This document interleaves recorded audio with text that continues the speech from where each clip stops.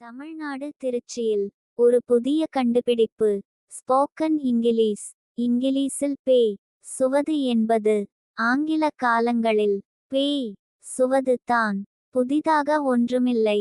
அதை தினமும் படிக்கவே இண்டும்.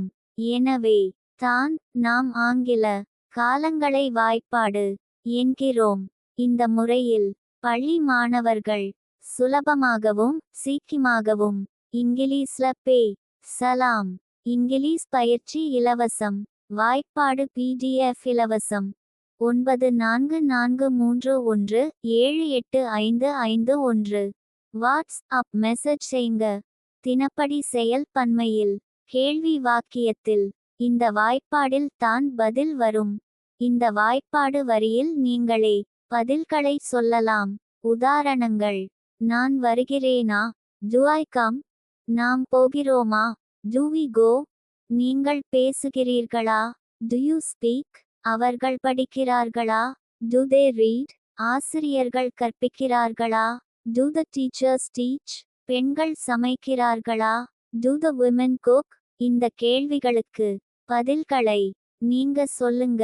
நாம் புறப்பட விரும்புகிறோமா? நீங்கள் தினமும் வருவகிறீர்களா?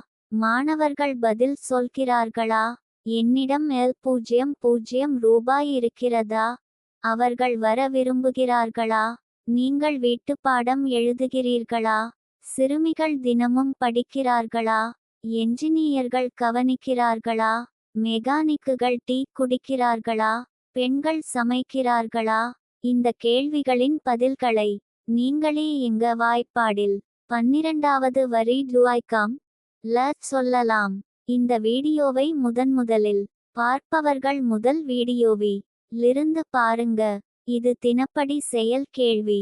I, we, you, they etc பன்மையில். இன்று முதல் நீங்க பேசலாம். உங்களுக்கு இந்த பாடம் புரிந்து இருக்கும் என நம்புகிறோம். மறுபடியும் கேளுங்க. தமிழ்நாடு திருச்சியில் ஒரு புதிய கண்டுபிடிப்பு. Spoken English. இங்கிலீஷில் பேய் சுவது என்பது ஆங்கில காலங்களில் பேய் சுவது தான். புதிதாக ஒன்றுமில்லை. அதை தினமும் படிக்கவே இண்டும்.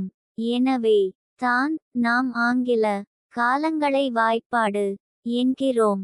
இந்த முறையில் பள்ளி மாணவர்கள் சுலபமாகவும் சீக்கிரமாகவும் இங்கிலீஷ்ல பேய் சலாம். இங்கிலீஷ் பயிற்சி இலவசம். வாய்ப்பாடு PDF இலவசம். 9443178551. வாட்ஸ் அப் மெசேஜ் செய்ங்க. தினப்படி செயல் பன்மையில் கேள்வி வாக்கியத்தில்